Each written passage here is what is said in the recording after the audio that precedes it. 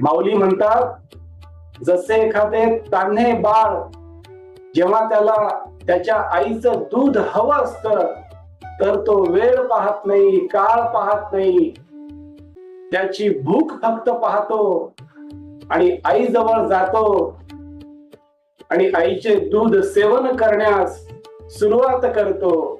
त्याचप्रमाणे अर्जुन नावाचा बाळ, ज्याला ज्ञानाची भूक लागलेली आहे, तो श्रीकृष्ण रूपी आईच्या जवळ, माऊलीच्या जवळ जातो आणि विनवणी करतो.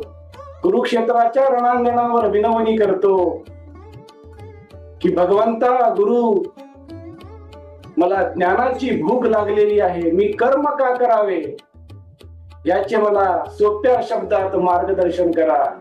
ही विनवणी शिष्य अर्जुन, भक्त अर्जुन त्याच्या भगवंताला, गुरुला, भगवान